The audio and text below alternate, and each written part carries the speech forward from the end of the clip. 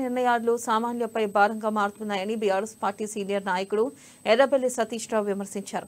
కేంద్ర మంత్రి హర్దీప్ సింగ్ విడుదల చేసిన గెస్ట్ నోటిఫికేషన్ ని తీవ్రంగా ఖండించారు. సామాన్య మానవునికి ఇబ్బంది కలిగించేలా పెట్రోల్, డీజిల్ ధరలు లీటర్కు ₹2 చొప్పున పెంచి ఎల్పీజీ గ్యాస్ సిలిండర్పై ₹50 పెంచారని తెలిపారు. ఈ ధరల పెంపుతో గృహ అవసరాలు నెరవేర్చుకోవడమే కాదు, రవాణా ఖర్చులు కూడా భారీగా అవుతాయని ఆయన ఆవేదన వ్యక్తం చేశారు.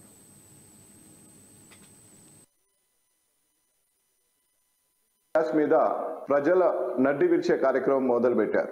గ్యాస్ మీద ₹50 ప్రజలకు, ఉజ్వల స్కీమ్ మీద బిలో పవర్టీ కింద ఉన్న ప్రజల మీద కూడా ₹50 పెంచడం జరిగినది. అంటే సెంట్రల్ గవర్నమెంట్ ఏ విధంగా బిజినెస్ చేస్తుంది అన్నది ఒక చిన్న ఉదాహరణలో మీకు చెప్తా. ఇప్పుడు పెట్రోల్, డీజిల్ 15% తగ్గింది. బ్యారెల్ రేట్ వచ్చి ₹63.34 ఉంది. 15% తగ్గింది గత కొద్ది రోజులుగా. తగ్గినప్పుడు ఈ రోజు హర్దీప్ సింగ్ గారు చెప్పిన దాని ప్రకారం ₹2 పర్ లీటర్కు పెట్రోల్కు మేము సుంకం వేస్తున్నాము. ఆ సుంకం భారాన్ని ప్రజల మీద వేయము, ఆ సుంకం కంపెనీల మీద వేస్తామని వాళ్ళు చెప్తున్నారు. అంటే బ్యారెల్ రేట్ పెరిగిందని ప్రజల మీద భారం ఇస్తారు. బ్యారెల్ రేట్ తరిగినప్పుడు కూడా ఆ ₹2 ప్రజలకు తగ్గియాలి కదా. ఈ కేంద్ర ప్రభుత్వం ఏం చేస్తుందంటే కంపెనీల మీద వేస్తాము, కంపెనీ దగ్గర నుంచి సెంట్రల్ గవర్నమెంట్ కలెక్ట్ చేస్తుందని చెప్తున్నారు. ఇది ఎంతవరకు అనేది కరెక్ట్ ఒకసారి చూడండి. మరి అదే గ్యాస్ సిలిండర్ మీద కూడా ₹50 వేయకూడదు కదా. అక్కడేమో ₹50 పెంచి అక్కడ తీసుకుంటున్నారు, ఇక్కడేమో ₹2 పెంచి ప్రజల మీద పడదు, భారం కాదు, ఇది కంపెనీల మీద భారం అంటున్నారు.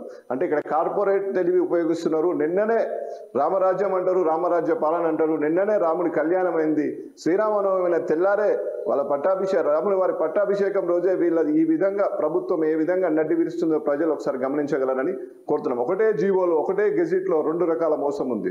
ఒకటేమో సిలిండర్ ఎల్పీజీ మీద ప్రజలకు ₹50 తీసుకుంటున్నది. ₹2 పెంచి ప్రజల మీద కాదని కంపెనీ నుంచి సెంట్రల్ గవర్నమెంట్ తీసుకుంటుందంట. సెంట్రల్ గవర్నమెంట్ ఎందుకు తీసుకోవాలా ₹2? ఈ ప్రజలకే ₹2 తగ్గించి ప్రజలకు ఇవ్వచ్చు కదా. ఇప్పటికైనా అందరూ ఆలోచించి ఈ ప్రభుత్వాల మోసాలను, ఈ బీజేపీ ప్రభుత్వం మోసాన్ని, ఈ కాంగ్రెస్ ప్రభుత్వం మోసాన్ని అందరూ తీవ్రంగా ఆలోచించాలని ఈ గెజిట్లోనే ఉంది. ఎంత మోసం ఉందో ఒకసారి క్లియర్గా ప్రతి ఒక్కరు నీట్గా